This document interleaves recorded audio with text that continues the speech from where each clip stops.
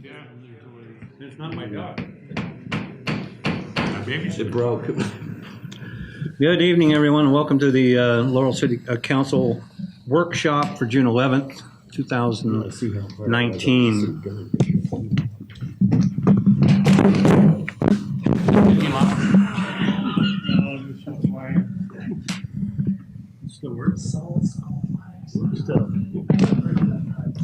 Takes a licking and keeps on ticking. Want to start over? Are you ready now? Let's go. First item is public input. Just to remind the citizens that they may address the council regarding any item of city business that's not on the agenda tonight. Under the public input, an individual will be allowed 3 minutes to address the council. If there's anything that anyone would like to talk about that's on the agenda, you will have that opportunity afforded during the discussion of that item when it comes up. So is there anybody that would like to address the city council on any item that is not on the agenda? Seeing none, we will move on to general items. Under general items, we have a few appointments.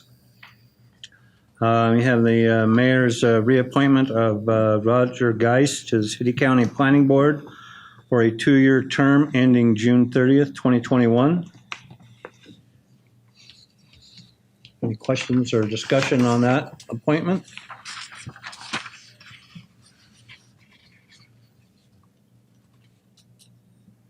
I'd like to remind the council that there are 4 vacancies on the City County Planning Board. So if you know anyone who may be interested, that's a important function that they fulfill over there, especially when it comes to variances on ordinances or zoning, especially as Laurel is growing and we have people that want to try to develop properties and maybe are looking for a consideration outside of the scope of what the original property or original zoning is, or something else in that matter. That's a body that's desperately needing people to serve on it. So if anybody has anyone that's interested, or they know someone that may be interested, they could contact either the city clerk or the council secretary if the city clerk's not available. So with that, we'll move on to the next reappointment, and this would be the reappointment of Brock Williams to the Laurel Airport Authority for a 5-year term ending June 30th, 2024.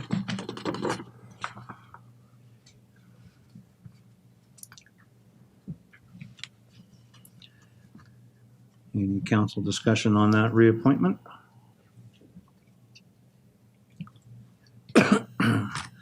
These are all reappointments, by the way. Number 3 is a reappointment of David Goslow to the Cemetery Commission for a 2-year term ending June 30th, 2021.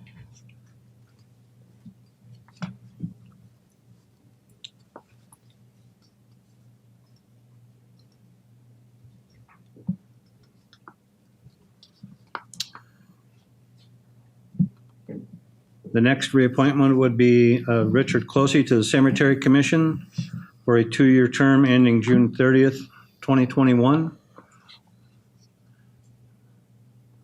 Councilmember Closey is also the chair of that committee.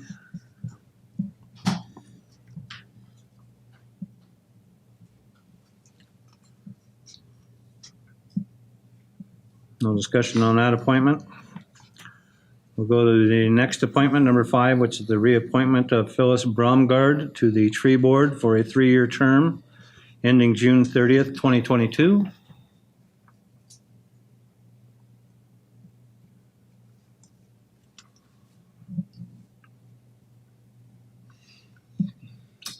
Any questions on that one?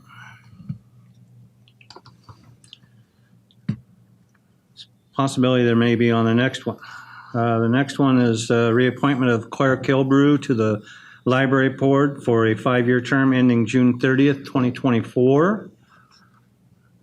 I would like to make the council aware that this particular vacancy, there was a council member who expressed an interest in being appointed to this open chair, and that was Council President Eaton.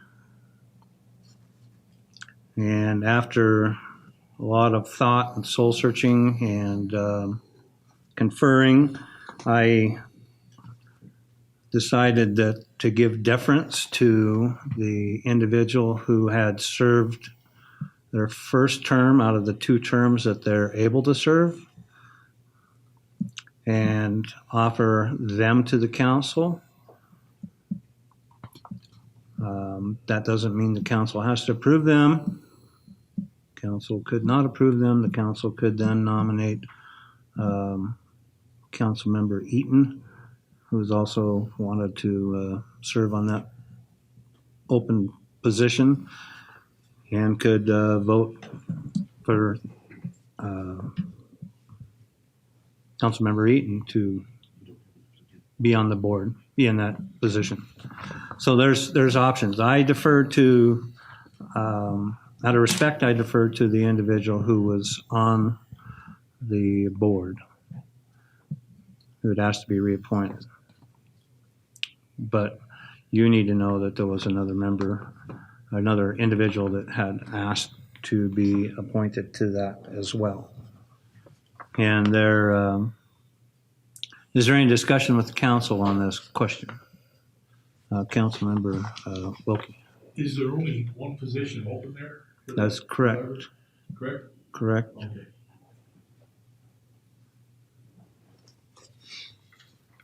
One position, 2 applicants, one that I've moved forward to the council, and that's up to you what you want to do with that.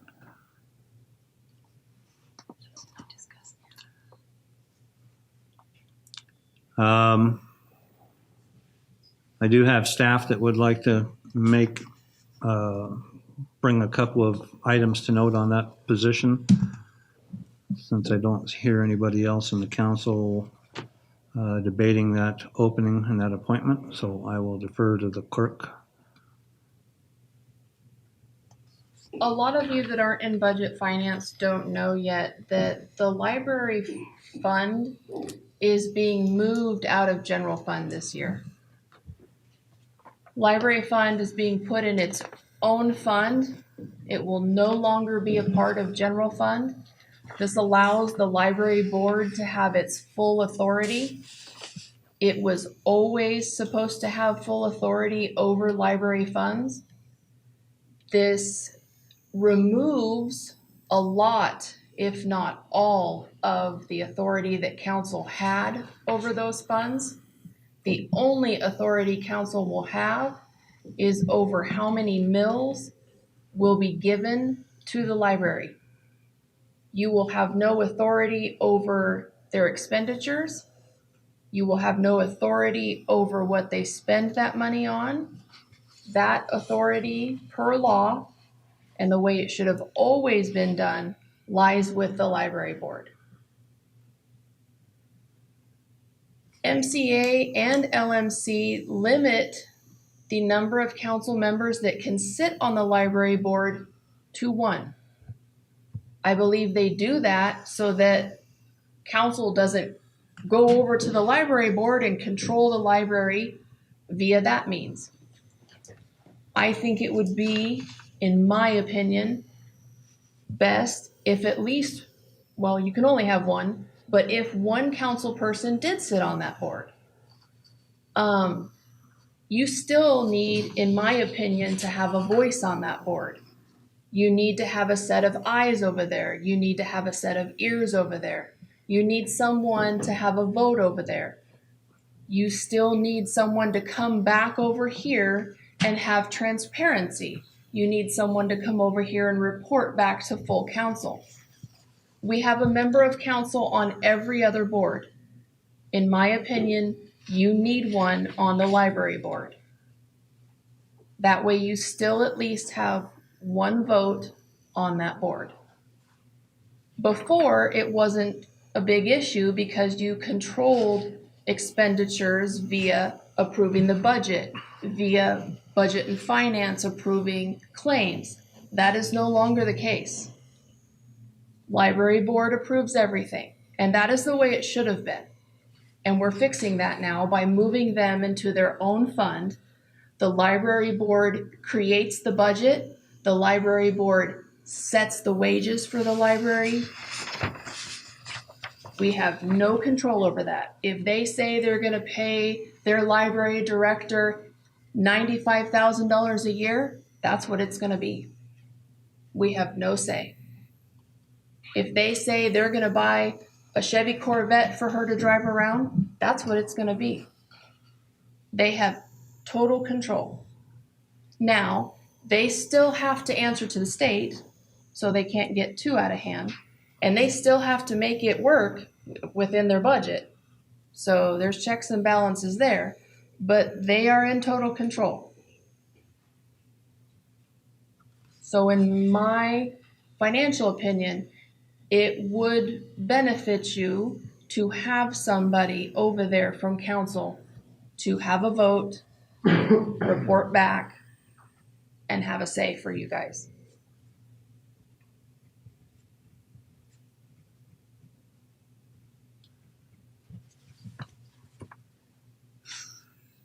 Any council discussion on the reappointment to the library board? Councilmember Monsieur. On this thing about the library board, are they funded through the city? Are they funded through the state? The They city. are funded through the city. And we have no control over that at all. Yes, sir. The only control you do have is through the mills. The council has total control over how many mills the library receives. The mayor and I have sat down, and what we did is we took how much money they received last year in their budget, and we calculated the equivalent of how many mills that came out to, and we set aside that many mills for this fiscal year to make it the same, and it came out to 29 mills. So what we'll be doing is we'll be taking 29 mills out of general fund, and they will be in fund 2220, and they will have 29 mills if you approve of it. Now, you can say, nope, they'll get 10. By law, you have to give them 5. You have to. That is the only control you have over the library. The board controls everything else. Thank you. That answer your question? Yes, sir.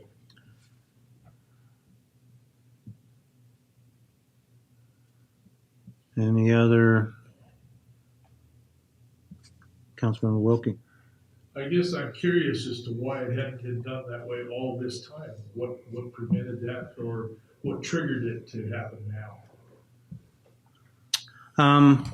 Essentially, that's when we've been looking at everything and what we're doing and the workload that we have as staff and what staff should be doing, what shouldn't they be doing, that we identified that we spend a lot of time, especially staff, with the clerk treasurer and myself on the library's budget, when in reality they should be doing their own budget, figuring out their own wages, putting their own workman's comp in their own amounts that they're going to be spending, what they have left over after they pay wages, and then what they're going to be doing with it. And it shouldn't be something that we need to go through and do for them. And essentially we were doing it for them.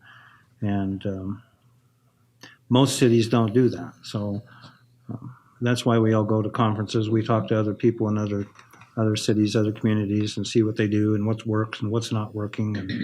And that's one thing that seemed to work well for other cities. So we decided to go ahead and implement that.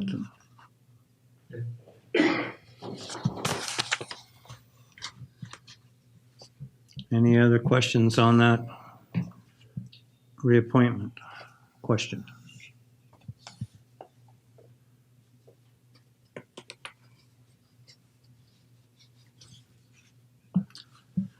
No more debate on the topic?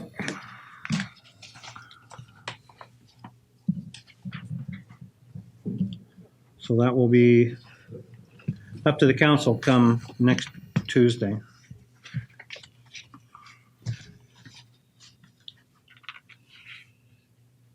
Under executive review, we have several items. Start with number 7, which is a resolution. This is a resolution adopting a safety policy for the city of Laurel.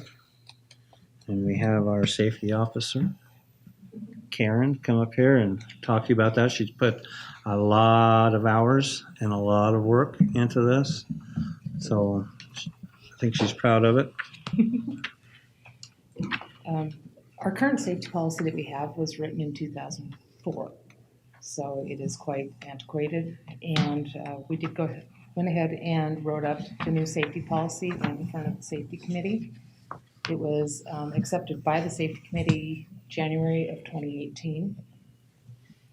We then went ahead and had it sent to department heads, and the department heads reviewed it. They had their suggested changes. So we made the suggested changes from them. They all accepted it in November of 2018. And we also had our insurance company review it. They approved it. Sam Painter has approved it. And then it had not gone any further. And the mayor and I had discussed it. This is something that we've long needed. It is now up to what current OSHA standards are. And it has been reviewed by all of city staff, department heads, and the safety committee, and then accepted the way it is with legal review as well. The second one I've written, so I kind of used the same template, which helped out a lot, but there were different edits throughout the entire time, but we have come to the final draft of it now.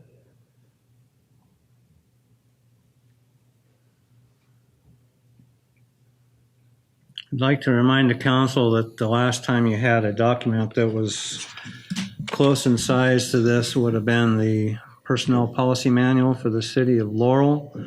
And if I remember correctly, I was on the council at that time. There was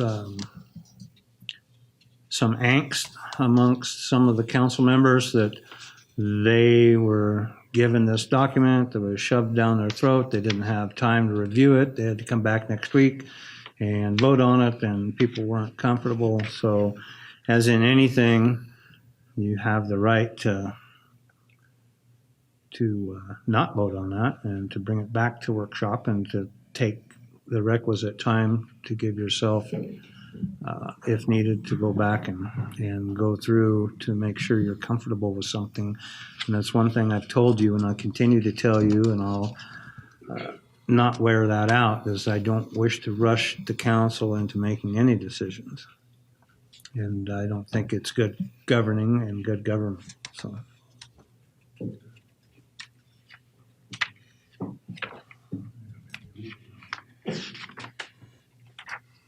And with the length of this new safety policy, the last safety policy we have is over 138 pages long.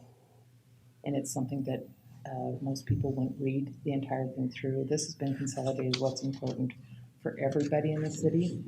After this is adopted, what we will be doing is going to each department and ones that are specific to office personnel that deal with office ergonomics and their specific jobs. We will be doing safety policies by department because it doesn't always affect what they do at the water plant. Does not follow what we would do up here with clerical staff or upstairs. Same with police department, fire department. They have their safety policies that they must follow, but they're specific by department. To try to cram that all into one safety policy that everybody has to review and agree to, we wanted to keep this one simple for everybody in the city, and then each department will have their specific job policies and safety policies.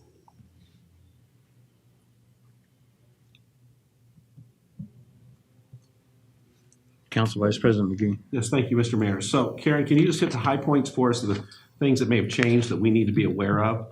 and bring to our attention anything that you think we need to know, please? Sure. Some of the things that have changed is, for instance, the responsibilities are better outlined in this policy. It does give clarity of kind of the chain of command that people need to go through and where things need to be reported, as well as for now the safety committee to have something. They are supposed to review all accidents and incidents that happen within the city. That previously was not stated and therefore wasn't being done. And it was something that we were addressed on by the Department of Labor and Industry of why weren't we investigating accidents to prevent them from happening in the future. That is now written into this policy, as well as the safety officer being made aware of accidents. It is supposed to be something brought to the safety officer's attention, so that way you can track what is causing them. And then it becomes a living, breathing thing to where then we can add that in. If it's something that's common that's happening, then we're able to address that into the department's safety policy procedures in there. So it just gave a much clearer objective to it. The ergonomics and as well any of our disciplinary policies, that wasn't cleared before, and now we're following that. And OSHA, when I was at the safety training, this is something very similar to what they use as well, and several cities have used this exact same format. And then the forms we have changed up a little bit to protect people's privacy, that it doesn't have their social security numbers and such on there anymore. Originally we had that was omitted just because of HIPAA laws. So it's kind of a living, breathing document. As laws change, we're able to kind of go in and amend small little things within it. So if I can have a follow-up question, Mr. Mayor. So you anticipate this just gets updated on a regular basis, in like annually, semi-annually? What's your thought process about that? The way that we're looking at right now is it'd probably be an annual amendment. Right now, our accidents actually have been going down. They have reconfigured how they are rating cities now for accidents, people, and everything else. So as their focus changes and we start spotting things that maybe we're shortcoming on, then those would be added. But generally on an annual or semi-annual basis, we might have something that needs to. That all comes from the investigation part of it that we haven't been doing. Great, thank you. Councilmember Wilkie. So did I understand you right, that departments will have an additional safety policy to this? Yes. In fact, on the sign-off sheet for it in the back, once they have gone through safety orientation with me, which is covering this city policy, they will then be turned over to a safety representative within their department who will cover their department's safety procedures. And this all came about with city shop, water plant, the wastewater treatment plant, is that we felt that trying to address everything into one document, nobody ever reads the document. So they're not even aware of the safety. Here they have their basic. Then after they're done with me, I introduce them to their safety person within their department because now the committee will have someone from each department representing them. They'll be handed to that person who will then cover all their safety procedures with them, the manuals. For instance, the mowers, they are required, they sign off on the sheet. And then that all comes back to me for their records showing that we are doing the safety training and that they've been properly done. They've been properly trained on their safety, which therefore affects us insurance-wise because we have proof that they've been trained. So those policies are unique to each department Yes. and what they do. Okay, thanks.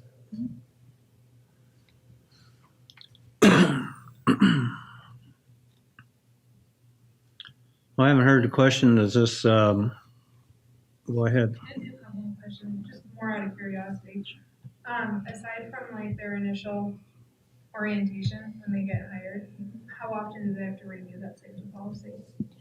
Actually, we don't have them review the safety policy unless we update it. And other than that, what we are starting up is that we are going to be doing, we have what are called toolbox talks. In fact, I was just given a whole new binder of them that have 52 more topics. And we are going to be doing topics at the department meetings. They're only 5-minute talks, so it's not cutting into their work time that we can do. We used to do videos that were a half hour long, but they're so outdated. It was kind of from the early 70s, some of them. I mean, they were pretty bad, and that's what was available. Now we're looking at what's online and then doing these toolbox talks on a daily basis that everybody will get a refresher on training on different topics. So I didn't hear a question, and I'm curious if you maybe want to talk to the council. How does this work in relationship with MMIA? Is this something that they want to see, they're required to see, and does it in any way affect our insurance rate? It does affect our insurance rate, as it is part of our rating, is if we have a safety policy in place and a safety committee in place. It is also required by OSHA for us to have a safety policy and safety committee. With ours being outdated, a lot of the stuff that it referred to within that was no longer valid for the city. And by having the new updated policy, and like I said, MMIA did read this over, and actually the template that I originally received was from MMIA. And so having them review it, it is something that will lower our insurance. And as well, when it comes to claims, the fact that they've read this, signed off, and we've done the safety training also helps us with when workman's comp claims are presented. Did they wear their required personal protective equipment? And a lot of the safety items and getting it back out there, and that we have a commitment as a safety committee, that the city has a commitment to their employees to keep them safe and provide them with products to keep them safe. We just did ice cleats, and that cut down our slips and falls over the winter time. We issued everybody ice cleats that needed them, and it really helped them out. So it's widely accepted by them, and like I said, by the Department of Labor and the industry with the OSHA requirements. It's meeting that as well. So then we're in compliance, which also helps us with our insurance rates. And could you briefly mention some of the resources that were utilized locally, statewide, or federally in crafting this? I did use, excuse me, I went to Safety Fest. I apologize. I have a paralyzed vocal cord, so sometimes it acts up. I did go up to Safety Fest, and I was utilizing a lot of their information that are the federal OSHA standards, as well as the Montana Safety Culture Act that has been enacted by the state of Montana. So I took those references. I also ordered a book that is specifically referenced to our industry, and was able to take portions of that to place into this to ensure that my verbiage was matching what the federal standard for occupational safety and hazard is.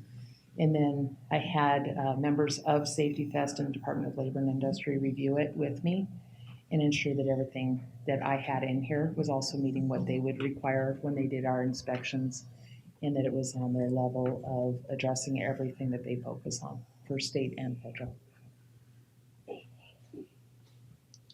I was hoping to give the council a little clearer view as to what went into that and how, and Many hours of research. and the work that you did in pulling all that in, besides what you were had to start with as a template. So it was a labor of love. It is something that I'm really passionate about, is the safety, and now trying to convince our people that we are committed to their safety. A lot of them just kind of felt it was something that was thrown to the side and just said.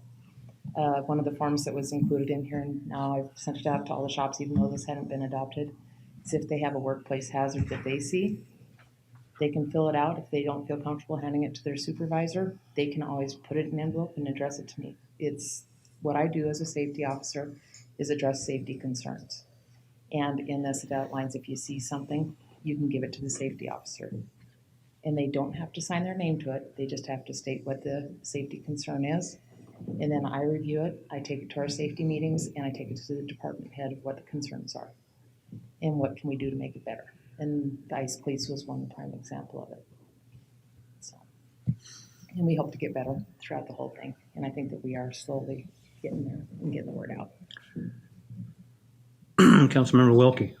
Do we have any identified safety issues at this time that you have to address? The only ones that we are currently addressing is that we are looking at some of our buildings with the city shop, with some of the leaking of water coming through the roof. We had that repaired. And then there was some damage done to one of the buildings that made it to where it was unsafe that we had addressed. And then we've been starting to do fire inspections and building walkthroughs to try to identify anything that needs to be done as maintenance to make our buildings safer and means of egress for fire emergencies and such. And then my people at shop have been now letting me know whenever fire extinguishers need to be serviced, and I've been getting those, able to be having those taken care of in a much easier fashion. Plus I have extras to where I can just loan them one till I can get their service, so we're not without them. So it is slowly improving, and they are stopping each other out on the line when they're doing water repairs. If someone's doing something unsafe, they tell them stop. You need to make sure you put on your safety equipment. So we're seeing it change. And basically that's what we're trying to address now. It's just the building safety. What are going to be our evac plans? We're not required to have an evacuation plan because I have a few people are in the building. But as long as our people know just a basic diagram of where to get out, where are fire extinguishers, and then having department heads assign duties of, in case of a fire, who locks up this, who's ensuring that everyone's cleared out. So it gives the areas responsibilities, which would have to come from department heads. Mm-hmm. Any other questions for Karen on the safety policy?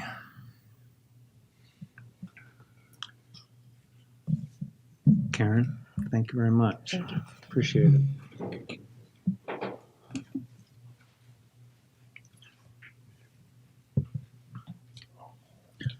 Up next under executive review is item number 8. Item number 8 is the resolution R19-22. This is the resolution of the City Council to amend the large grant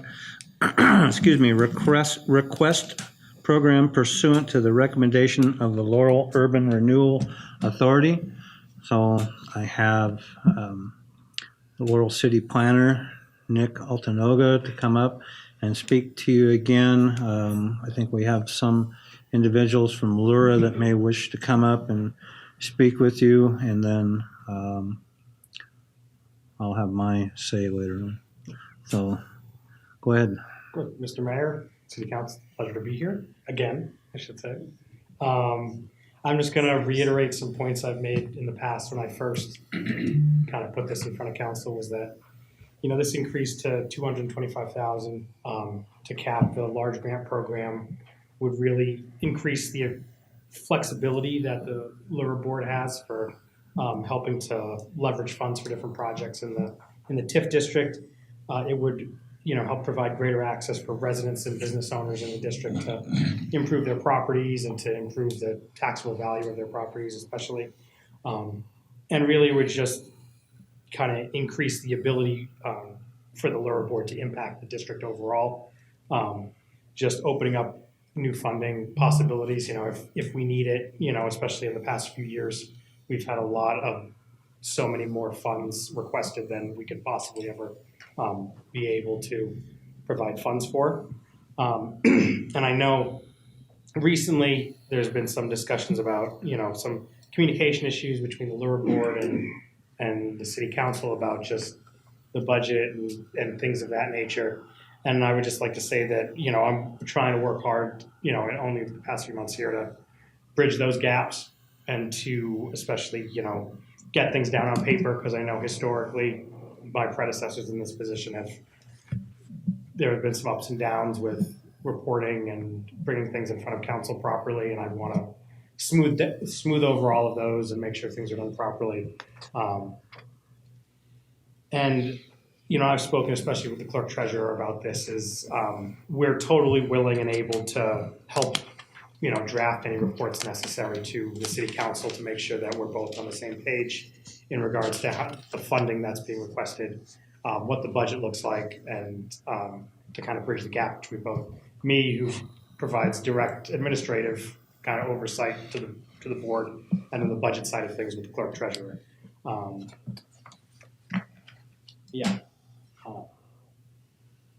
So I have my prepared remarks, but there anybody from the, from the board? Laurel board that would like to address the council on the question as well? I wasn't here previously, but it is my understanding that somebody came forth and kind of explained what Laurel was, where our funding comes from, how it is spent.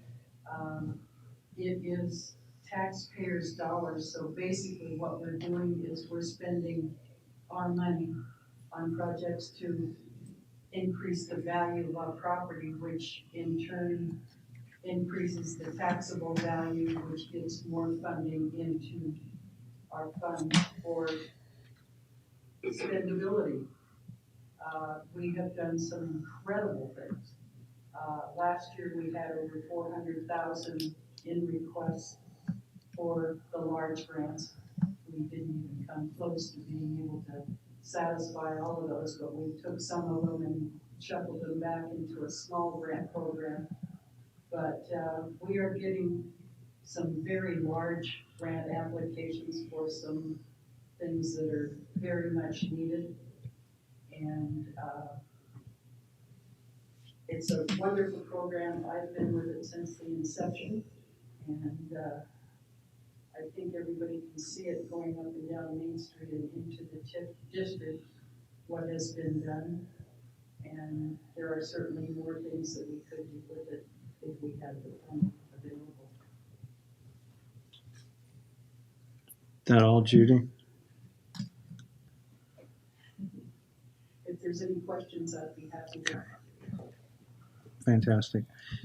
Steve? My name is Steve Solberg, and I'm a property owner, and I've been on the Laurel board for 5 or 6 years, I guess, when it started. But there's been a lot of progress made on it, and the original TIF funding was a tax increase to help develop the businesses in Laurel. That's what the original intent, from my perspective, was, to target businesses in the TIF district. And until we got some money, we tried to help people out a little bit. And now that we have some money, the thing we ran into last year was that we had, there was $800,000 worth of projects in Laurel, a business making improvements. Now, we only match them 1-to-1, or up to 1-to-1. So it's not a funding mechanism, it's an assist mechanism. And out of the $400,000 that we felt was eligible, we had $100,000 to share, which doesn't go very far in improving our business climate. But if you look at some of the projects that have been improved Laurel, from a business perspective, you take over there where the subway place is, that we helped pave that lot, and the Taco Bell, we helped pave that street. Those are city streets that we helped pave. And South Fourth is part of the project. If you go down Main Street, there's probably 10 or 15 businesses that have, and First have taken advantage of the funding to help improve the appearance of their business. So it's a real positive thing to help these people take pride in their own business through assistance. And I guess the thing that I heard that through the grapevine that we were talking about doing some street improvements, and I guess from my perspective on the Laurel is not a what's the term I'm looking for, operational cost infrastructure funding, and I think even if it was, the project that I heard about is really not even on our radar. It's probably a priority of things that we should do in Laurel. So the $225,000 would help us help citizens here who have businesses make improvements, and I think that's a real key thing, a good step towards helping everybody help themselves.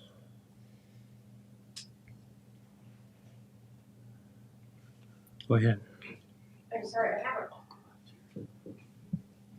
I have a cold, so I can't hear, but I can talk. I'm Peggy Miller, and my husband Ken and I own 201 East Main, down where AA is at, and Pelham. And we just want to say that this grant program has been wonderful. We didn't opt to use it till just this last year, but we wouldn't have been able to really kind of get going on the building because of other circumstances. And I think it's a real pride to be able to come and upgrade our building. It gives incentives for the other businesses to upgrade. Just when the people come into town, the town's being rebuilt, refurbished, it's looking alive and new, and we can be proud. It represents the whole community, not just us. And so I really believe that the funds should stay in the program to help the businesses that it was designed for.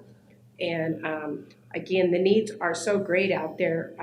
They're right, they couldn't meet everything, but I know each business is grateful for whatever dollar they did get to be matched. So again, I appreciate the council and the Laurel group and all of the opportunities that it has been bringing to us business owners.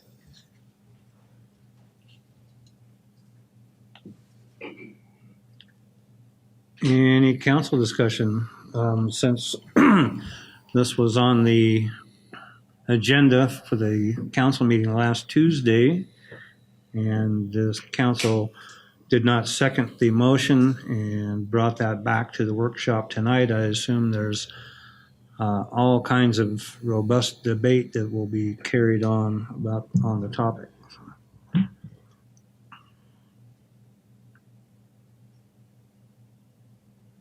Council President Eaton. Thank you. Are you the grapevine that they were referring to with regard to the street improvement project, and what is going on with that? I'm not sure about the grapevine. The LURA will expire here in just a few short years if a project isn't bonded to extend the TIF district. So the TIF district can either continue to spend money on grants and expire, or we can bond out a project, and that's always been the desire of the city, is to bond a project and to extend it. And I know there were a lot of projects that were looked at. There was the Laurel Gateway project and First Avenue, and there were concept drawings with roundabouts and all kinds of things there. I don't know what that project would have cost, but it was more than what LURA, I think, would have been able to contribute to it for what the city would need to have contributed.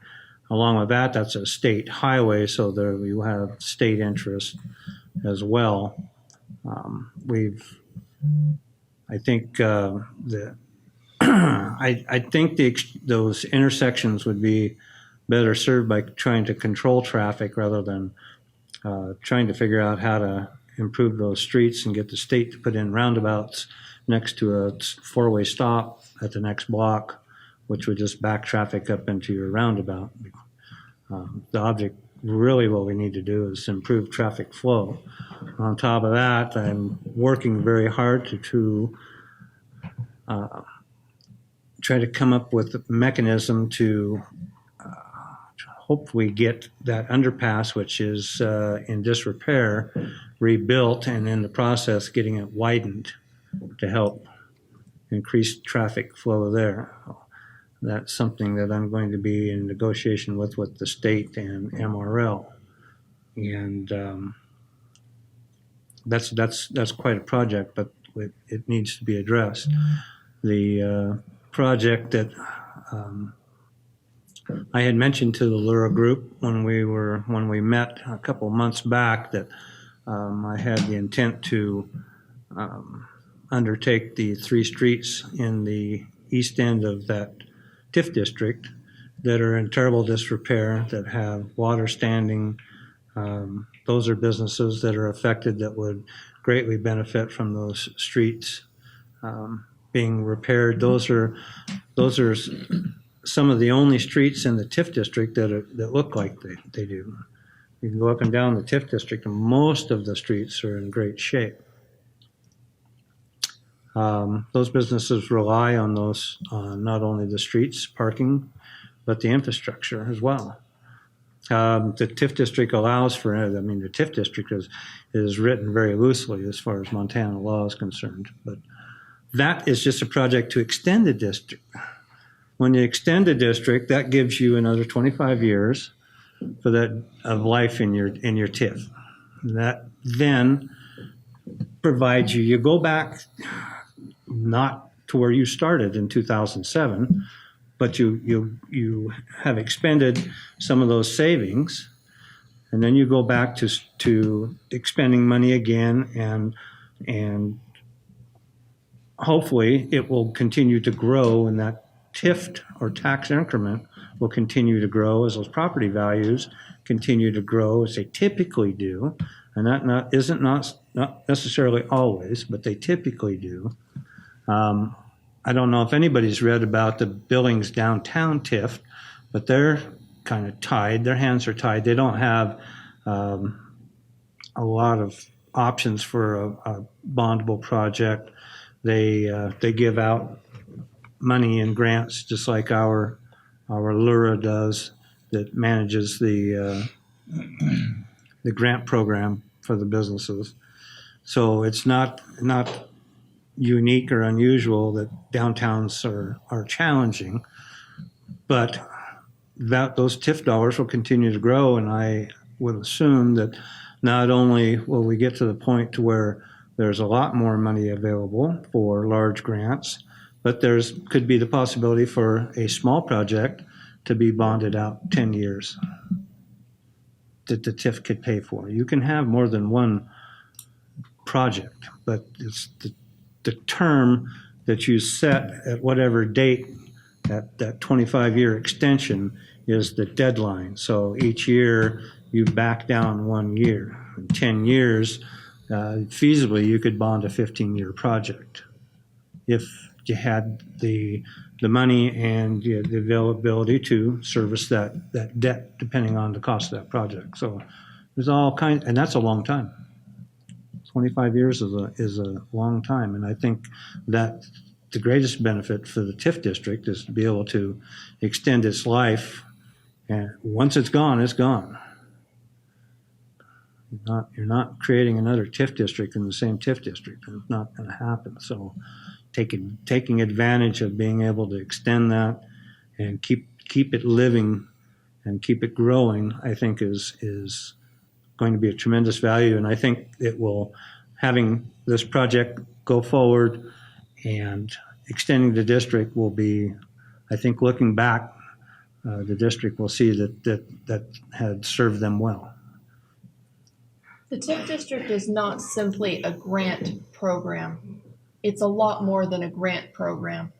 And I find it incredibly disappointing, the lack of support for the mayor. The mayor has an incredible project that he's worked on, and all I have to say is the TIF district has been sitting on over $1 million for over 3 years. Nobody has complained for over 3 years.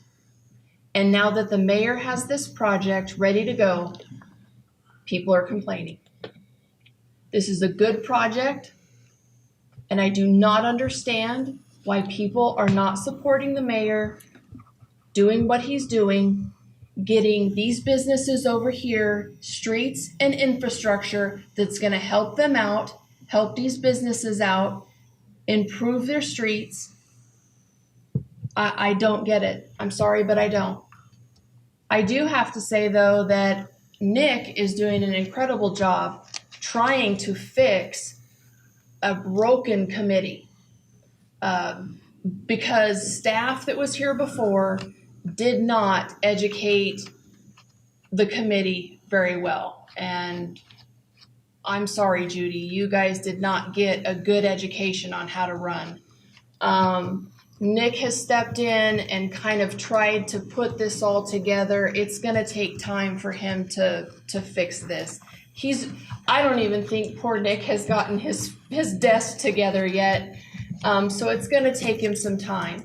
I know that we've had a request for an annual report, and I guess you guys have been given an annual report in the past. I guess what I want from the council is, what would you guys like to see? I know you guys want to see revenues and expenditures, and you guys want to see what was handed out in grant money. That's the given.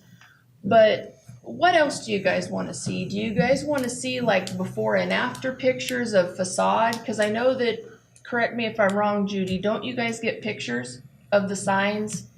That's part of the requirements of the grant. So would you guys like to see the signs that are bought? What do you guys, would you guys want a little synopsis of the projects that are given grants? Because we want to make sure, Nick and I talked about this today. We want to make sure that when you guys get this report, that it's what you guys want to see. So what do you guys want to see? Councilmember Stokes. I have a question going off that a little bit, sorry, but it's just kind of about Laura and city council, what's going on. It seems like every time Laura comes in here, they have no idea what the project is. For instance, tonight, I don't know if anybody on Laura really knows what the project that we want to do is. Have they had any kind of say on it? I understand they're an advisory committee, but you can't put something at somebody that's an advisory committee without letting them advise. And it doesn't seem like anybody in Laura really knows what this project is. Was it taken to them? Because you had just said that they were showing the project, but they don't know what it is. Are we off someplace, or what's going on with that? Do they have a project that they want to work on also? Judy? Can I speak to that, please? Yes. In the past, we relied too heavily on staff. And I know that it was said that we were sitting on $3 million. Yes, we had things brought to us. That was the only way we could spend money. We didn't have anybody come to us and say, here's a wonderful project that we need before it sunsets. We didn't have anybody come to us except annually for the large grants, which would spend money. And that was one reason why we wanted that increased, because that would spend down some of that excess that we've been sitting on. Staff did not do their job, so we didn't do our job. That has now changed, hopefully with Nick. And we would like to have some bondable projects that could be brought before us so that we could advise on it. But we haven't had one in the past. And if there's one on the horizon, we'd be more than happy to look at it.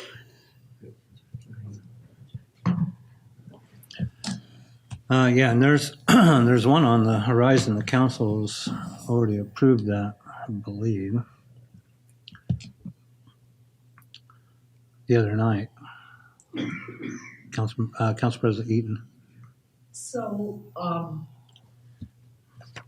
Laura has $1 million that has been set aside every year, a little bit, until it has grown to $1 million.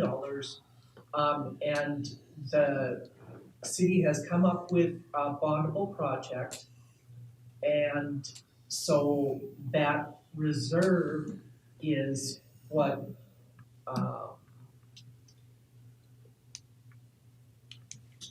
the TIF district is going to, it's going to be their skin in the game, and it will allow them then to extend their life of the board.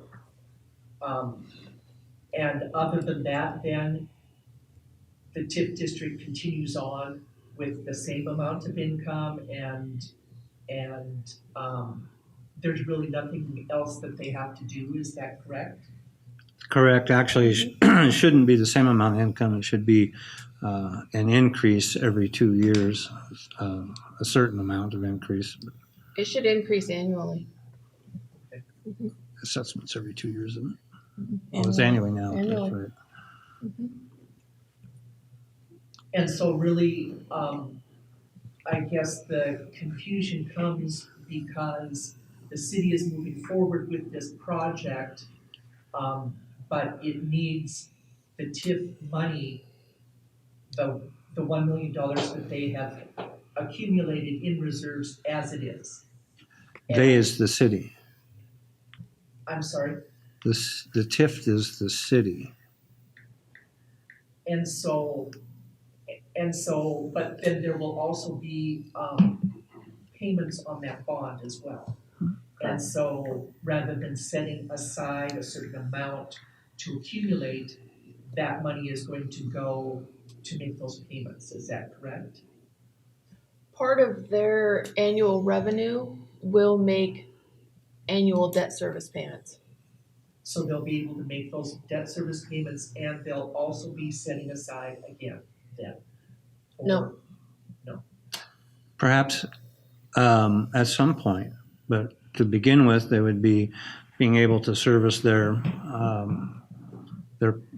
projects that they do, their grant projects and their large grant projects. So the signage, the signage, the small grant, the technical assistance, and the large grant program. Eventually, you would think that the increment would increase, then there would be more money, then eventually they could start bankrolling more money for another project perhaps, or bankrolling that to a point and then increasing their cap on their small cap, if that can be increased, or the large cap only, if that's the only option they have for increasing funding that's available. So if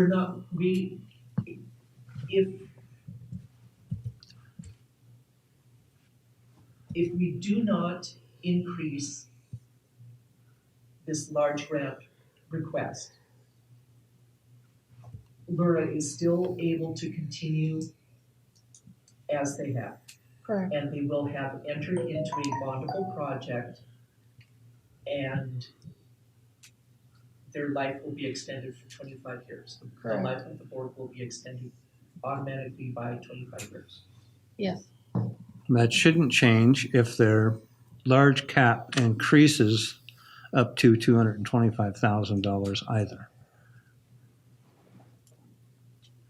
Just because they have a large cap of $225,000 doesn't mean they have to spend $225,000. If they have $155,000 that's available after their debt service, after their other grant projects, then that's what they would spend. And then the next year, if that's they had $175,000 available, if the next year was $215,000, that would be, even though they have the availability to expend up to $225,000 on the large grant, that is an up to. That is not a requirement nor a fixed figure.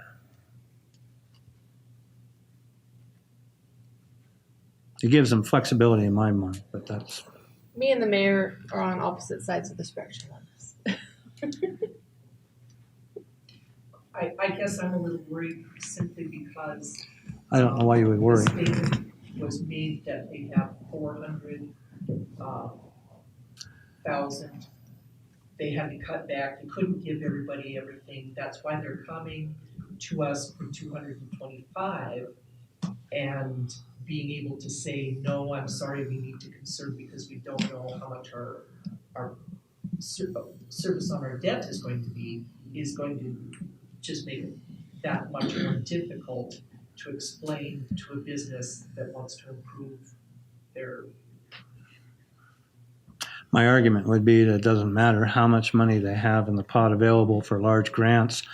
They do not approach applicants and say, well, you can get a portion of X amount of dollars, but we don't know how much it might be. And they have no idea who all is going to apply. They could get 50 people applying, all for $100,000 each, and they're going to all get a smaller portion. So there's no set value, and the value that's available does not matter until it comes time to take out your debt service and see what you have, and this is what's available, and now we can do the math and we can weight our applicants by how much money they have spent, And that in itself gives weight to the percentage of money that they would be able to receive based on how many applicants there were and how much they spent. So that's all a formula that weighs that out and applies a percentage based on the amount of applicants and the amount of money that all of those applicants spent as to what percentage of what is available would then be available to each of those applicants, whether one would be 15% and one would be 10% and 8 would be 9% and 4 3%, or whatever the percentage would be to work out to 100 of whatever you have available. Nick? To that point, Mr. Mayor, that has been directly on my mind of developing a kind of prioritization performance measure spreadsheet to be able to actually, especially with how competitive it's been getting with so many more people applying for grant money, it'd be better to have a weighted performance measure system to actually quantifiably do that instead of just we have a lot of good input on the board talking about what projects are best and weighting them, but I think that's been on my mind of having something quantifiable, being able to prioritize them in a way that we can look at how much money they have, how much money they've invested so far, what the project is, and what the possible outcome might be or the impact on the district might be.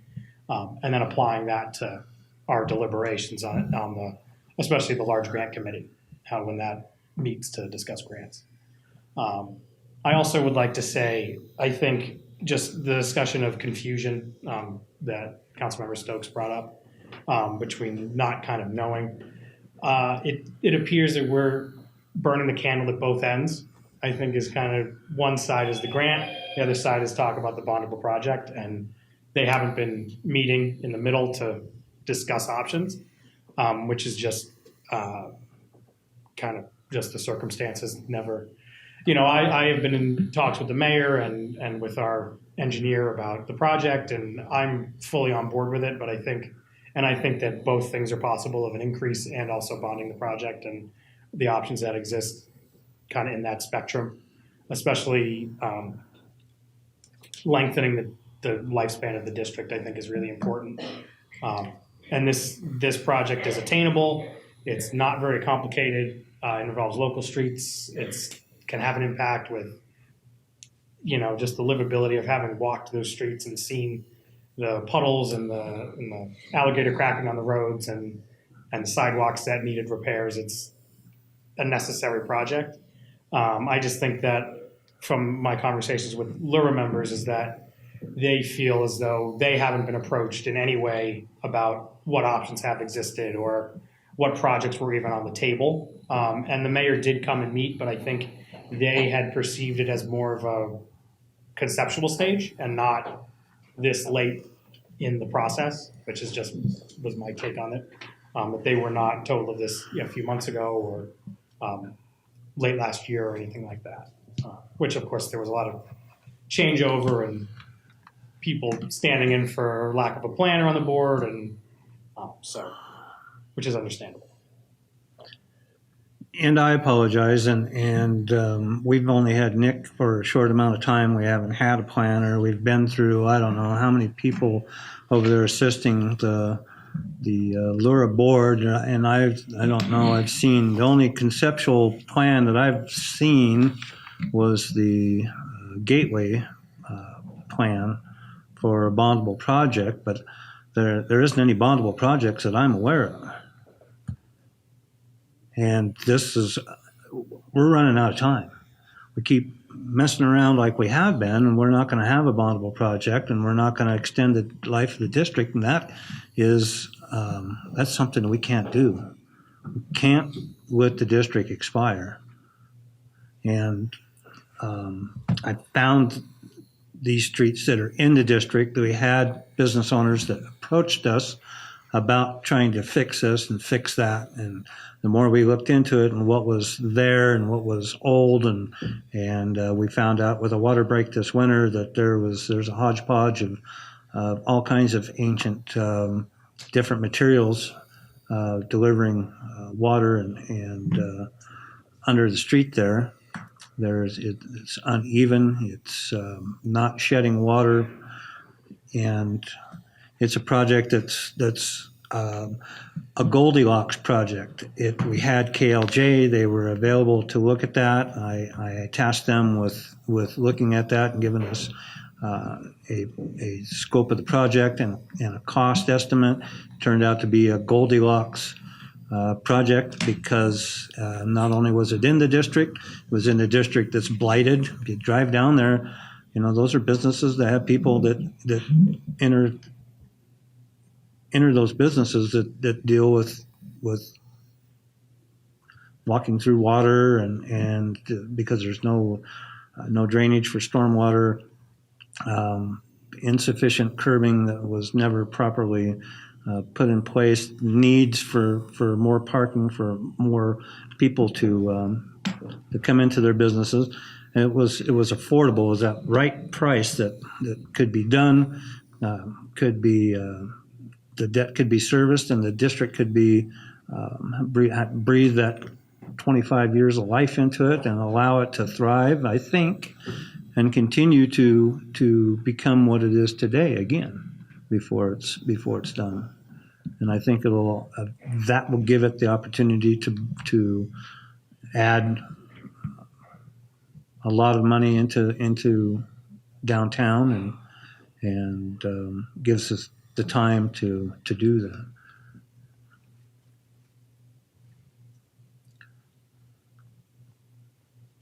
And I just felt it was my responsibility to do something before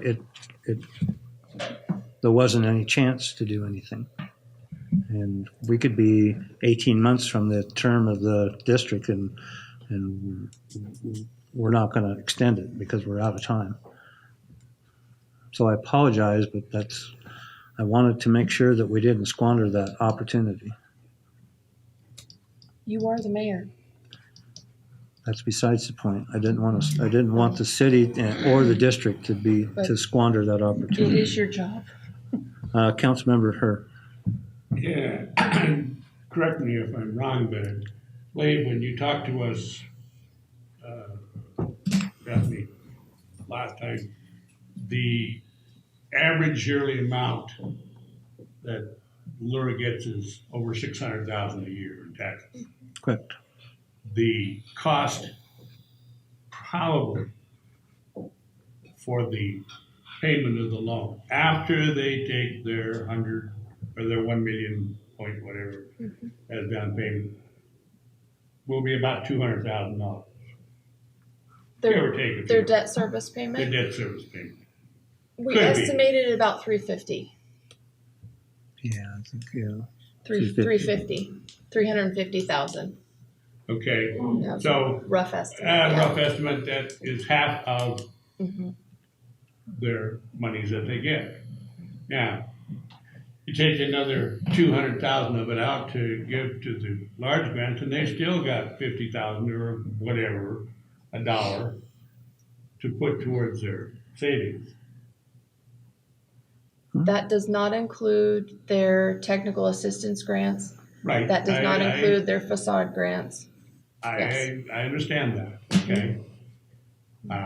Yeah, so if they only give, like you said, 100,000 instead of 225,000, they still have some money for their small grants, for their facade, and we have, or somebody has some control over what advice to what they're spending. City Council has control over the TIF district dollars that are spent. And, so, I mean, I still see money there. Right. You've given control to Lura, and you've given them the responsibility to spend up to $5,000. And the state says that after $5,000, Lura, the ERD authority, then relinquishes their control over that expenditure to the council, and that's for council oversight, just to make sure that they're giving money to an applicant that is properly allowed to receive that money, been vetted, and then you approve it. Your oversight at that point. Okay. I mean, I fully agree. I like the project. I no problem. The amount of money that is left over is where I'm looking at. What has Laurel got left? If the bond comes in higher, they'll have less than. That I'm also afraid If of it that. comes in with less, then they've got more money to spend. I am afraid of the bond amount given the infrastructure over there. Once you get into sewer and water, that's always a fear, but that's just my fear. Hey, I've been on the board or on council for about 5 years. There's never been any difference on anything we've done. We always vote for it, and the way it goes. I agree that it should be talked over and looked at. I mean, fine. But I think Laura has to continue with some of their projects too. We can't just forget the downtown business people and say, no, you're not gonna get anything for the next 5 years because everything you're contributing is now going to a city works project. I don't think they'll be too appreciative. But it's something to consider, okay? I have no problem with the street bonding and going with it. I like 25 more years. I'd like to see it had the 25 years. Councilmember Stokes? I think Councilperson Sparks had a wonderful suggestion 2 weeks ago. We did about 175,000. See how the bonds come in, because we have no idea what any of that's gonna be. Not a clue. Then, in a year, 2 years, if money and everything's going wonderful, then we could bump it up to 225. It sounded wonderful to me. Councilmember Sparks? I've said this from the get-go. I am ecstatic about expanding the TIF district for another 25 years. I think this is an amazing project that's going to help out that area of the TIF district. I'm also in favor of increasing this amount. Nobody is saying that Laura won't be able to give out those grants for the next 2, 3, 5 years. All we're saying, or all my argument was 2 weeks ago, is going through the numbers with Bethany when she presented those 2 weeks ago. We are cutting it so incredibly close, especially if that bond comes in higher, and we won't know. What Bethany was explaining is that we won't even know what the bond is until next year because it's going to be a 2-year project. There's some of the construction that will happen this year. There's some that will happen next year. We don't know what the price of that construction is going to be. We don't know once we get into the streets what we're dealing with. There is a very good possibility that we're going to end up bonding more than we're anticipating.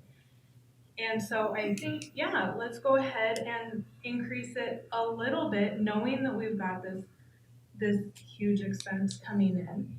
See how we do, and after we know what that bond is going to be and what that debt service is going to be, we can relook at this and expand it. Maybe we'd be able to expand it to 250 or 300,000. But I think honestly, at this point, we are putting the cart before the horse.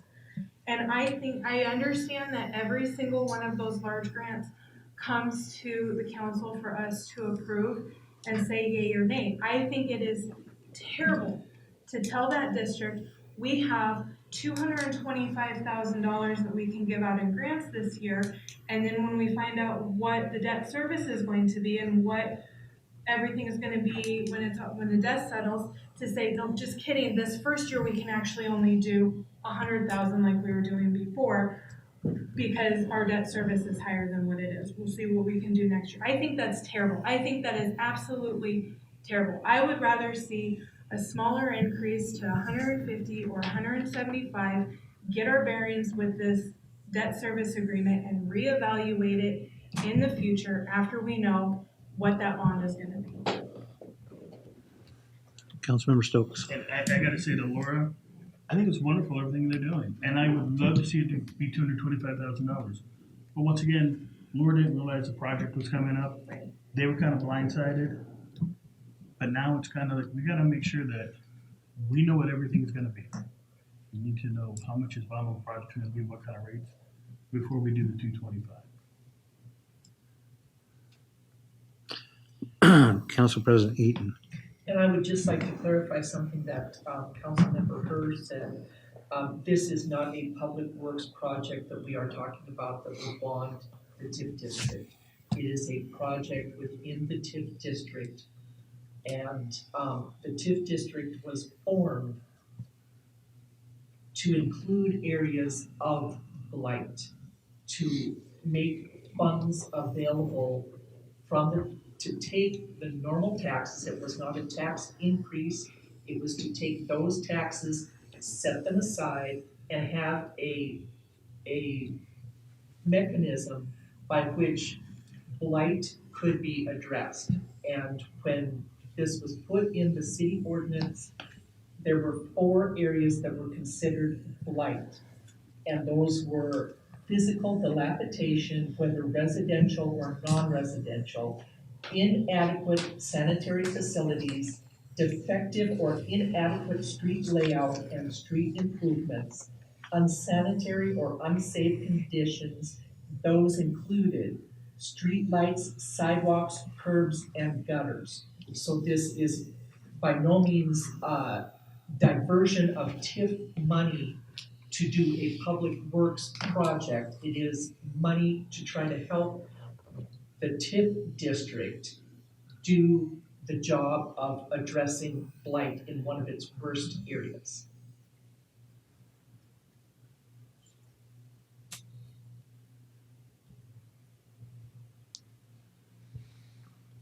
I would like to note that I've heard some comments about the Laurel board and reporting and staff, and I would like to say that I think the Laurel board, being a board of volunteers, has done an exemplary job since 2007 when they were created.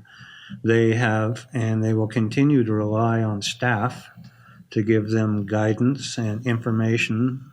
They don't have the ability to look at their finances that are available when it comes to the grants that they take care of and disperse in the city's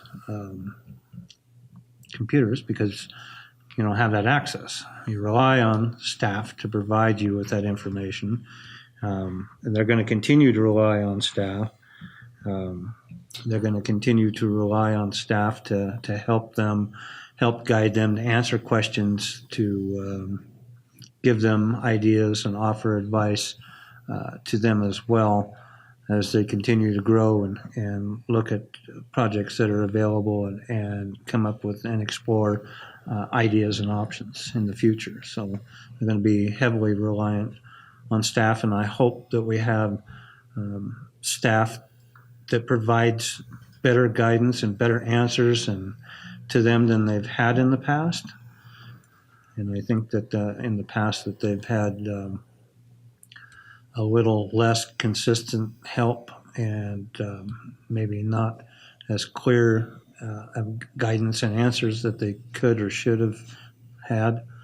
So I hope going forward that that you have that, and I hope that if anyone on the board feels they don't, especially the chair, that they would notify myself and make me aware of that, because I would like to make sure that they understand it's my responsibility, that they have the tools they need as far as the city resources to undertake their function within the TIF district. At any bonding project that would have been looked at and considered by this time, that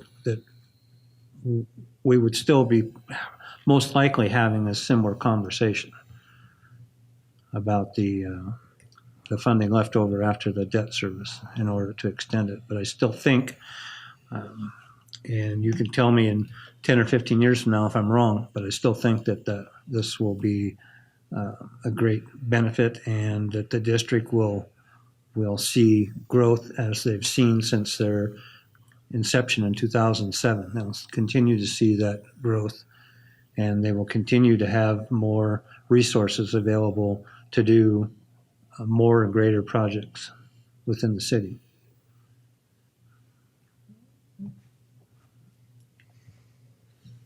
Is there any other discussion from the council on the proposal. The question before the council is still to increase the amount that Lura has available for the large grants to $225,000. So it will be up to the council to either move second and approve that, or to move second and entertain a motion to amend it. It's up to you. You're the body that makes those decisions. I only enforce your decisions. So. Any questions on that?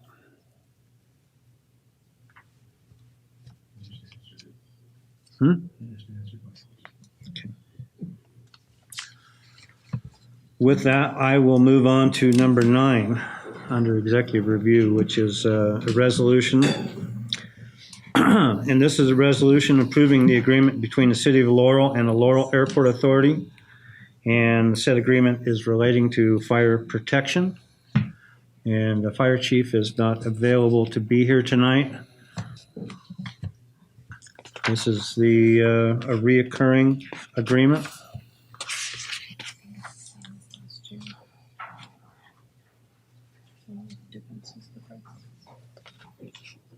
Hmm. Yeah. Steve, thank you very much. Have a good night. You gonna need me for anything else? I do not. Judy, have a great night. Thank you. Thank you.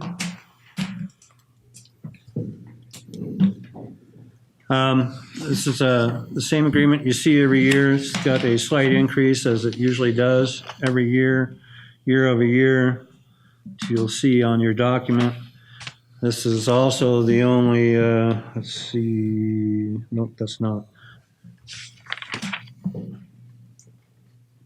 This is for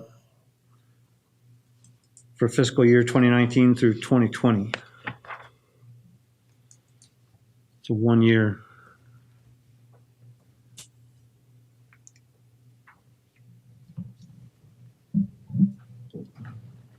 Agreement. Any questions on the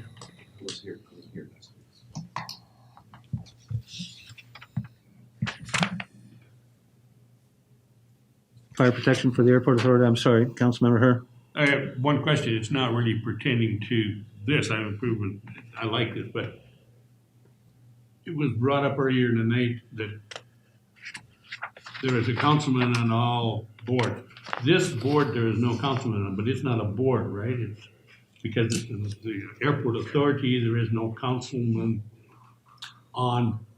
Correct, nor is there any authority for a council member to serve on that committee. Okay. There's on that board. Just a question. Thank you, sir. Mhm.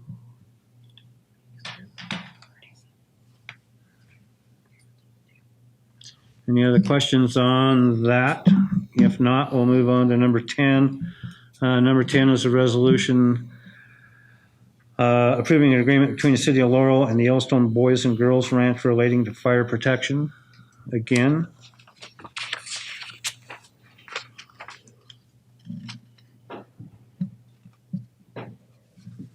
And that is the same agreement as we have every year that comes to you. That also has increased, a slight increase to it.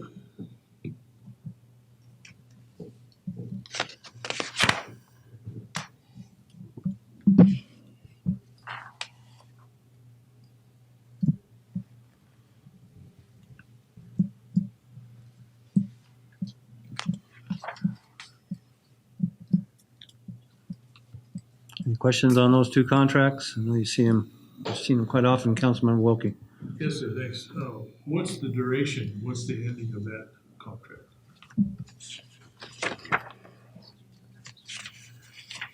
That is 2020 is the duration of that as well, 1 year. Yep. The fire districts are different. We have a extended contract with them, typically 2 years.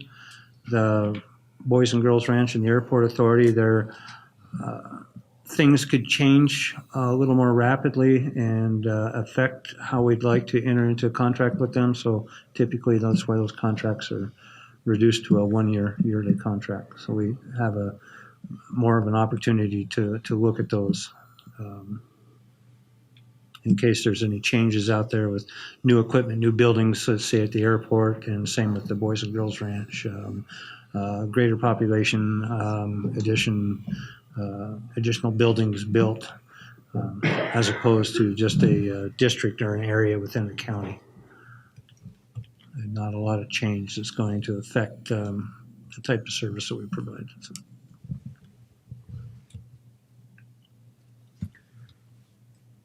If there isn't any questions on those, I will move on to item 11 under executive review, which is the resolution. And this is the resolution authorizing the mayor to sign agreements with the Laurel Public School District 7 and 770 continuing school resource officer SRO program for the Laurel High School. And I have Chief Langby, who has tirelessly been working on this between the city attorney and the school district, and has finally got this put together for us. So.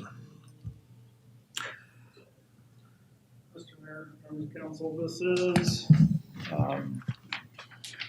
for this last year, this previous year contract. Thank school district not only for their continuing education program, but their patience in that. And while we were able to go through with that, next year is taken care of. So we're good to go with that. No real changes other than the variables, wages, and such like that. And then there was some language clarifications that they're legal. Wanted just to clarify. It changed nothing. It just more openly stated how we've always operated. So, any questions? Any questions for Chief Langby on the this particular contract with the high school? Yes, sir. Council Vice President McGee. So it's going kind of lengthy tonight, Chief Langby, but could you just give us, because you've been an SRO yourself and you have experience in that, and can you just give us just a brief summary of the advantages of this, because it seems like something pretty wonderful that takes place and really doesn't get a lot of publicity or press, but I know there's a lot of things that are dealt with by the SRO, that a lot of people don't know about what it accomplishes stuff. Could you just a little rundown of that? A little rundown. You're going to get me going on something. We're going to be here for a while. But I'll retract my question. I've always touted this as the most tangible, successful partnership between the city of Laurel and the Laurel School District. And that is not an overstatement. This program, combined with the city's commitment to providing at first an officer and then rapidly 2 officers, the school district's commitment with their financial challenges and growth issues has steadfastly remained committed to this. And it might be a riot if we ever try to take anything away. The difference from when I started with the disarray, the constant assaults, just things you wouldn't even imagine now, and I'm not here to get into that. And we're, especially on an afternoon shift, knowing that basically was a huge part of your shift. To get in there and have a law enforcement presence, not for just arresting people, and representing the law. You are that, but you're also a resource. You educate them. What is the law? You would think it'd get better with the internet, but it hasn't. The amount of misinformation out there. So you are that resource to talk to. Started off doing a health class with a partner family member assault speech lecture, guest speaking. Quickly turned into a 2-day event because there's so many facets to it that are underlining it. You're there for security. You're there for education, security plans. The need is very much there. The commitment is wonderful. And to make it very short, to fundamentally come in and change culture for the better, I can't speak highly enough of it. It really is that profound of a program, and something that's obviously really near and dear to me. Simply because I've seen the results, and for 11 years there, the amount of differences between just having the juvenile justice system to now all the other diversions and resources that are there is wonderful. The shortest possible version I could get. That's the program to me. Any other questions for Chief Langley, Council Vice President McGee? Yeah, not for Chief Langley, but for you, Mr. Mayor. So has there ever been any discussion about another officer in rotation for the grade schools and the younger children in those schools? Is that something the school district has ever sought or even mentioned, or has anybody ever broached that idea? Not that I'm aware of, and they would actually come to Chief Langley with that request, and before it ever came to me, he would qualify that or consider it, and no, there hasn't been that I'm aware of, and I think that Currently, we have with the two, Officer Bryant is primarily assigned to middle school, that is given primary attention to the elementary schools, and as time allows, he tries to get around to all of them. Both officers work in concert. If there's a need at one school, it's a partnership. You're never going to hear one of my officers say, SRO say, sorry, I'm just the high school resource officer.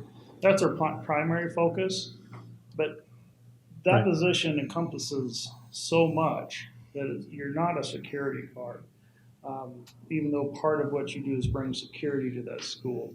But it's also doing school zones and making contact with kids, or go out and about. One of the greatest things I ever did is go out and about and see the kids that are running off. What are they up to? They're usually going out for a reason. It's a great opportunity to make that intervention, make yourself available for special events over at the kindergarten. But just even the availability to have another body or two out there doing traffic control in school zones and whatnot. So we do have with Officer Bryant middle school, and then the peripheral are the grade schools. Yeah, I believe the presence is more needed at the middle and high school level, but if something were to happen at the grade school, those officers would be there. Oh, absolutely. So, yeah. Absolutely. Any other questions on that? Council Member Sparks. Well, I just have one question. Sorry. Looking at the 2018-19 versus the 2019-2020 for the high school, there's a big difference in what they're paying us. We were given the officer that was there previous, we weren't going to bill them for when they didn't have. I was just wondering if that was what it was, if there was a. Yep. Okay. So when Officer England took over in January, that's when she did. Okay, sounds great. Any other questions on the agreement for the high school? If not, we'll move right over into the next item, which is number 12, which is resolution. And this is a resolution to authorize the mayor to sign agreements with the Laurel Public School District 7 and 770, continuing the school resource officer SRO program for the Laurel Middle School. Again, we have Chief Langley to, he doesn't need to, I suppose, address this and bring it to you, but he is available if you have questions on the middle school contract.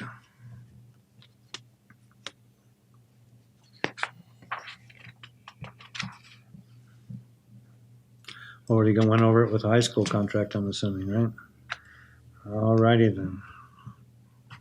In that case, we will move on to item 13. Item 13 is a resolution. This is a resolution authorizing the mayor to execute agreements with Zerker Technologies, LLC, a TriCheck software systems company, for equipment and support for the city's 911 service.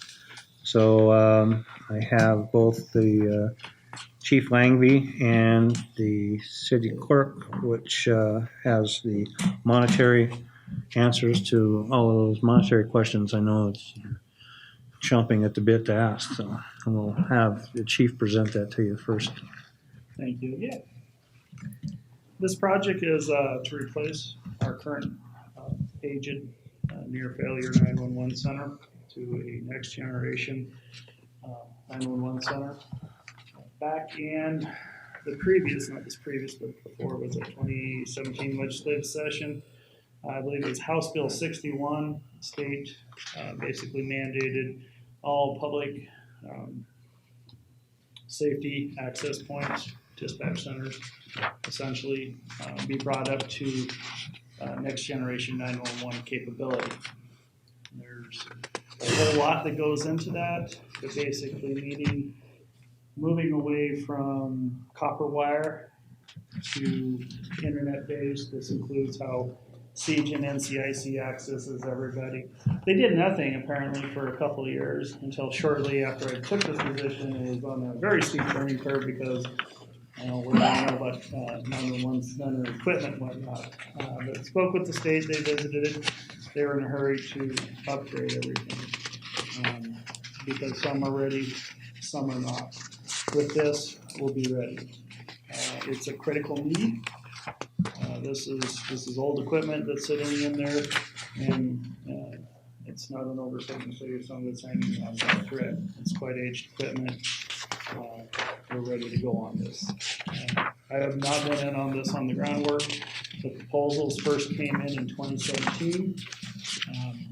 I picked this up along with everything else, and we are ready to move forward. It gives us the ability to, with Zerker Technologies, they've been bought up by Central Square. They have 25 plus years of experience. They've expanded internationally with their technology. They're all over the place. We currently use them for our CAD, computer-aided dispatching and call taking software. And it's been 4 years now. And it's been an excellent experience. It's wonderful software. Their support is right there. There's no complaints. They do have frameworks inside that, but if you wanted to expand something to kind of customize it to you, we have done that. They've been an excellent company to work with. Outside the fact that they were cheaper than the other, there were technically two bids.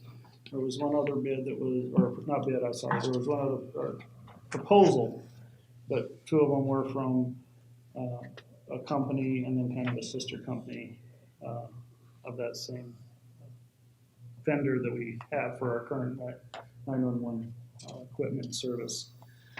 So with that said, one of the advantages is that they were the low proposal. Their technology will link seamlessly in to our current CAD system. And they also, I am eyeballing them for when it comes time to update our GIS or our mapping technologies, that will plug right in as well. Currently, the best analogy I can come up with, and I'm not always the best with analogies, sometimes it makes sense to me than anyone else, is, if we have a Ford pickup, you don't take the Chevy engine, try to jam it in there, and then take a Dodge piece and try to connect it and band-aid it together, which is currently what we have. I'm not saying any fault of anybody. I'm saying as technology came on board, we use this system, and that's what we have. This is going to streamline that. Everything's all plug and play and ready to roll. As part of the bid that came in, or proposal, I apologize, it didn't fall within certain parameters. A lot of it, very little of it's actual hardware. It's professional services and whatnot through the life of the contract that where the money's, kind of bump up. So to me and the staff even, this is their choice. Is go with Central Spare / Circuit.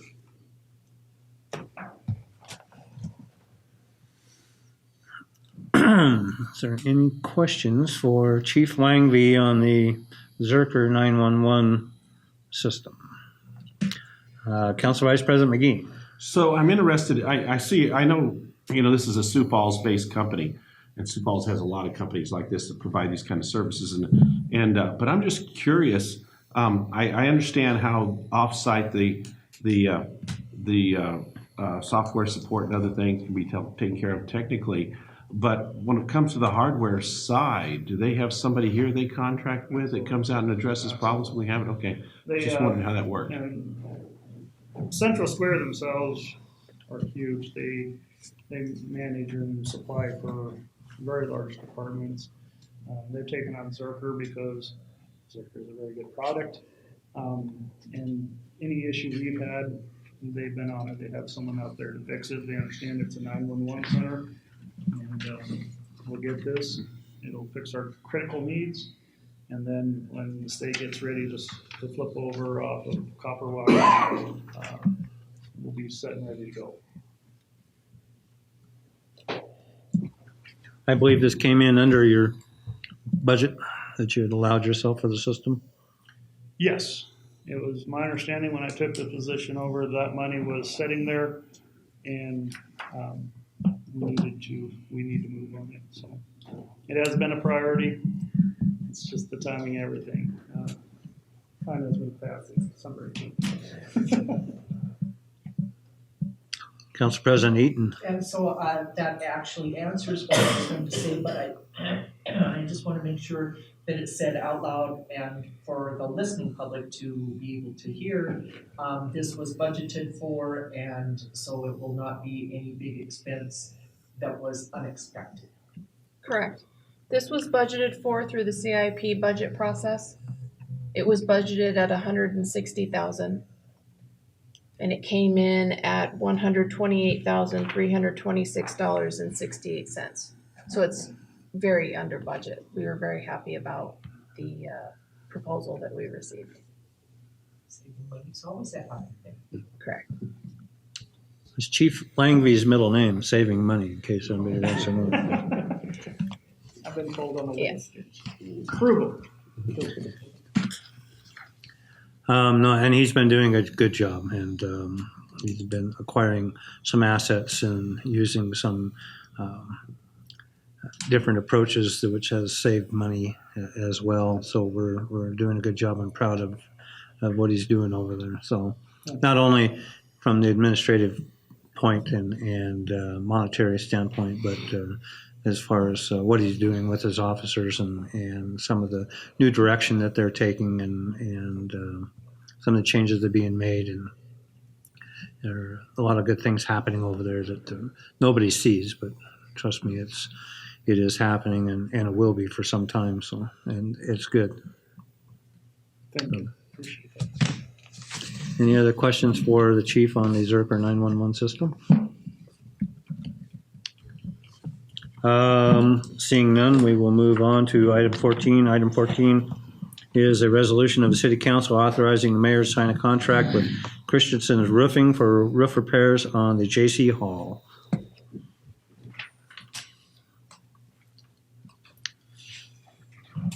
J.C. Hall roof was the portion of the roof that some of you have seen pictures of that blew off and the windstorm kind of blew over. The original lumber framing wasn't attached to anything with nails. Council President Eaton.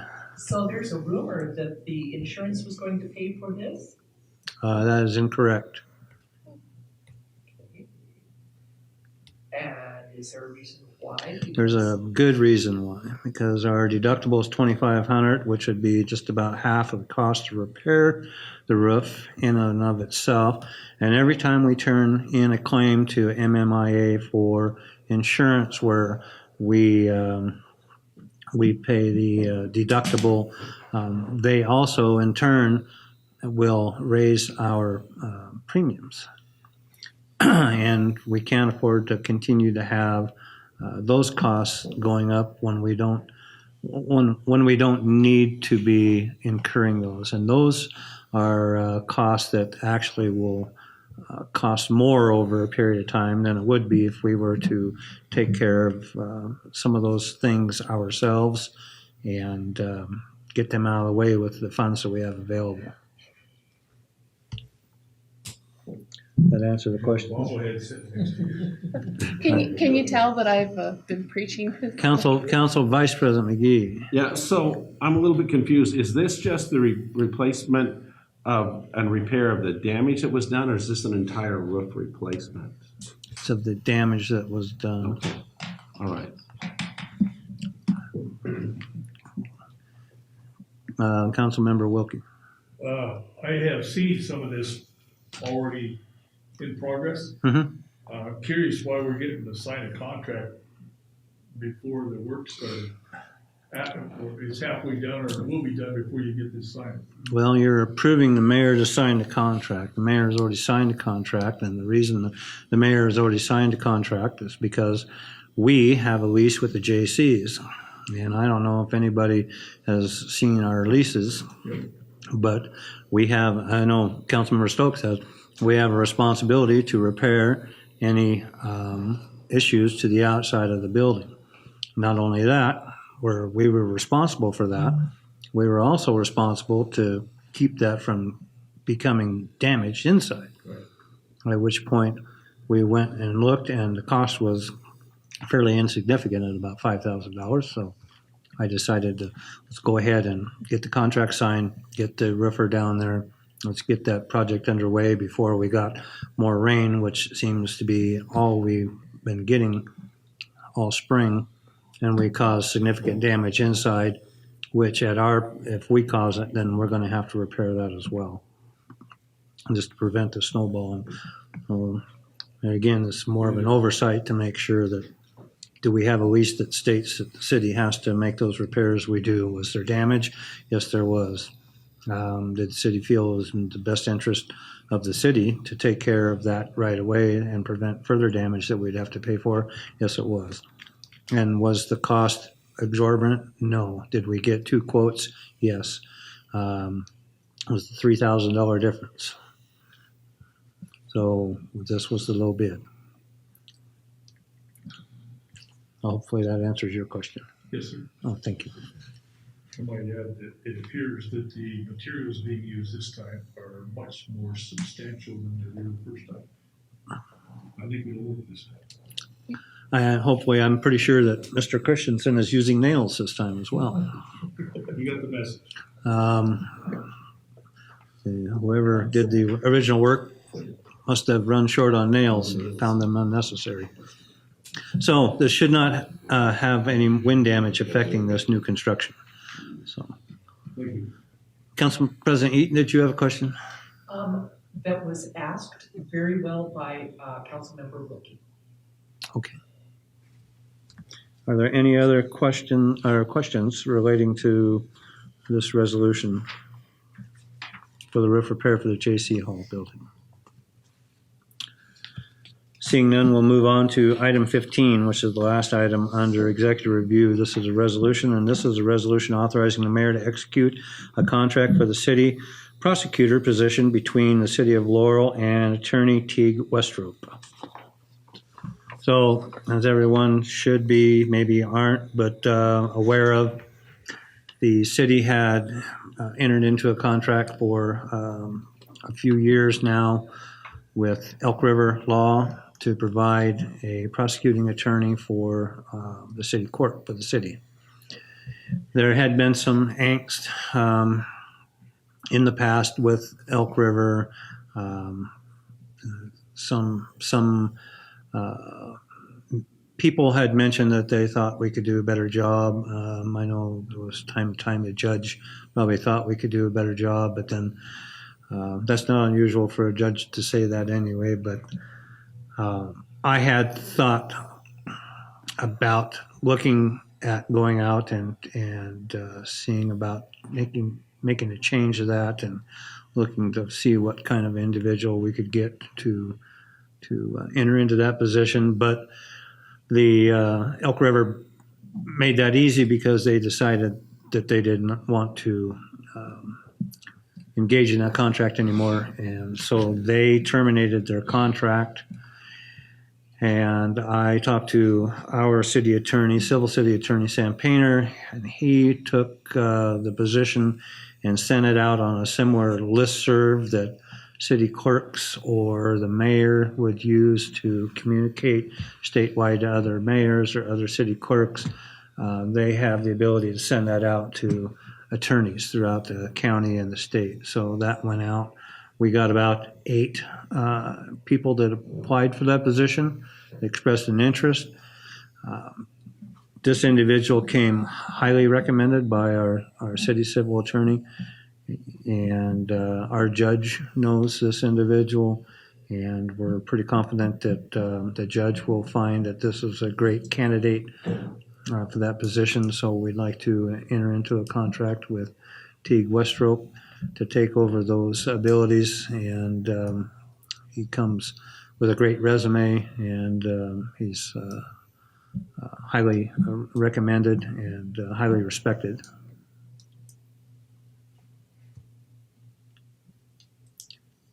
And we can change down the road should we decide we need to. Great thing about contracts. Council President Eaton. Yes, and I just want to clarify, it was a statewide request for interested parties, but this individual is local. Correct, Billings.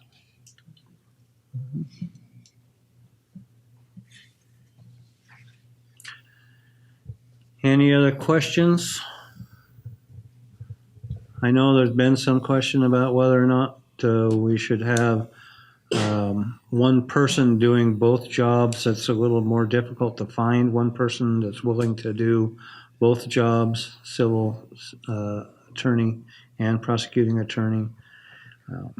And in doing so, I don't know if we increase the ability to get work done. Our civil attorney gets his work done.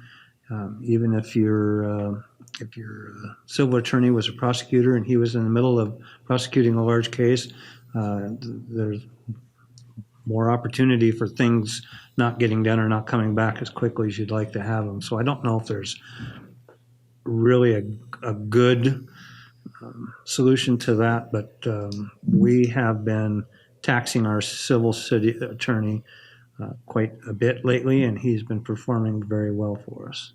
He's been getting back documents that we need on time, and we hope that perhaps this new prosecutor will help the judge in prosecuting and try to put a little more bark into the bite of the law, so to speak. Is there any questions on that contract? Seeing none, we'll move on to council issues. Under council issues, we have ordinance discussion. So there is nobody here with a list of ordinances that we'd like the council to consider and have staff look at, because otherwise you'd be here for another 2 hours. But as we look at workshops that the load is a little lighter, we'll start bringing some of those to you. So we can start identifying some and then get a few that we can have staff make some changes to, and give you some ideas or options that they feel that would be applicable to. They've identified that there's ordinances that have no bite at all that should, and there are ordinances that have bite that shouldn't. There's some things that need work done. And if you, as a council, recognize anything or know of anything, we'll keep this as a recurring item so we can keep this in front of us. And if we have the time and somebody, if the council, one of the council members has an ordinance that they would like to identify that maybe staff could look at, we'll definitely start that process. But we have to make sure that we don't overburden staff as well, but we do want to start this process and start working through some of these, because we know we've identified issues. Some are streetscape, our boulevards. We realize that we need to look at perhaps bringing that into the 21st century. We also have some other ordinances that maybe we don't even have any ordinance for. I think noise is one that we're really vague on. The officer that gets the call about the noise is nodding because he has really not a lot of recourse, because there's nothing clear about that. So there's things that we can bring up. So I just want to put that on here to let you know that it'll continue to be on here. And we'll continue to, and I will try to start, like I said, getting 1 or 2 items up to you as well that staff has identified and or the judge has identified to kind of get started. Council President Eaton. Yes, along that same line, usually when we change an ordinance, we have a hearing, correct? Correct? Public hearing. And so, could somebody please comment on the process for, posting that hearing? Because there was some confusion, I guess, at the last meeting, with regard to how the public was notified that we were having a hearing. Oh, I'm gonna address that here under other items. Yeah, we'll bring that up. All right. Any other questions on the ordinance discussion and continuing to have that on the workshop and moving forward with that? Hopefully everybody finds that that's a great thing to do when we have the time and the ability. Next on is other items. Under other items, I have a notice issue that staff had wanted to clarify, and that would pertain to public hearings. So I will let my staff that takes care of that. The clerk's department handles the noticing. It's, I'm not a micromanager. I don't stick my nose into everything that goes on in the city. I have staff that's well experienced and well capable of handling their jobs. If not, then I get rid of them and I get somebody that can. And I have great staff. So with that, I will let my clerk treasurer that handles that portion of noticing public hearings address the council on that particular question that Council President Eaton brought forward. In Thursday, June 6, 2019's Laurel Outlook, on the right-hand column on the front page, Laurel City Council fails to amend large grant program. They're about halfway down. It says, notice for the public hearing was not printed in the Outlook by the city. I just want to make it perfectly clear. The city complied with MCA 7-1-4127 in its publication of notice. The city complied with that law. We always comply with that law when there's a public hearing. And I don't want that statement to be misinterpreted by council, by staff, by the public. And I don't want anyone to think that the city did not. If anyone wants to see the copy of that publishing, they're more than welcome to come and see it at any time in my office, because I have it. We have to keep those. More than welcome. I can pull it up. Councilmember Monsieur. Thank you. So it's fake news? Yes, sir. Thank you. Now, she doesn't outright come out and say that we violated MCA, but somebody reading that statement may take that statement as, in my opinion, the city violated 7-1-4127. And that's why I'm going on record and making it very clear the city, for that public hearing, did not violate 7-1-4127. We published notice according to that law, and I have all the records to prove it, and anyone at any time can come and see it because it is public record. I just don't want our citizens or anyone to read this and think that the city violated Montana code, because we did not. So I just want to make it clear.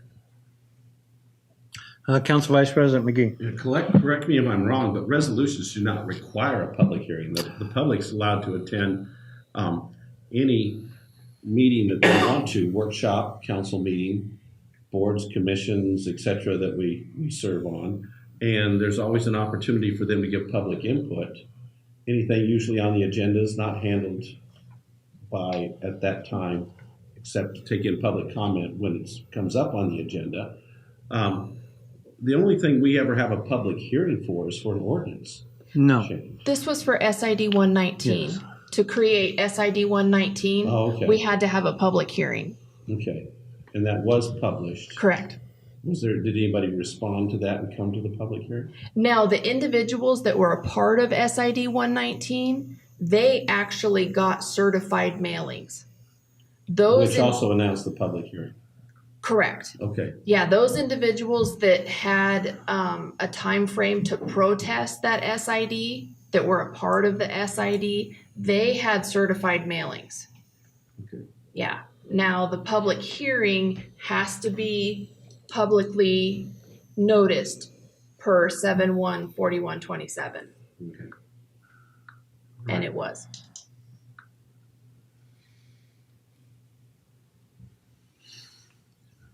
Is there any other questions relating to the question that Council President Eaton brought up that Clerk Treasurer Langby replied to? All right. Well, with that, we will move on to the review of the draft council agenda for June 18th, 2019.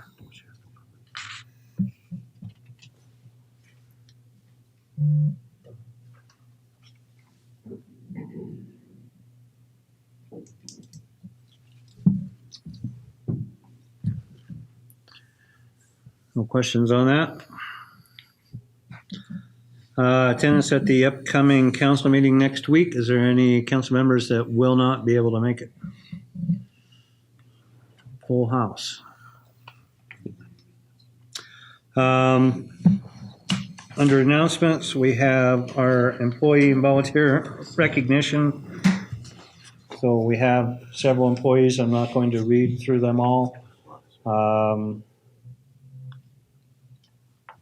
As you can see here, if you know any of those people, again, they don't get enough thanks, and they do a job that seems to be thankless many times. And a lot of times it is. They're shutting off somebody's water that's running out of their house, upset with them. But they're performing a responsibility that's required of them from their employment with the city. So see them, know them, thank them. It always puts a smile on their face. So I've tested it and it works. So. With that, we'll end the meeting. Have a good night.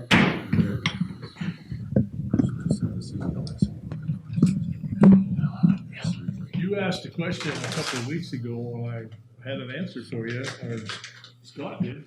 See, I put you on there too. That, we want to change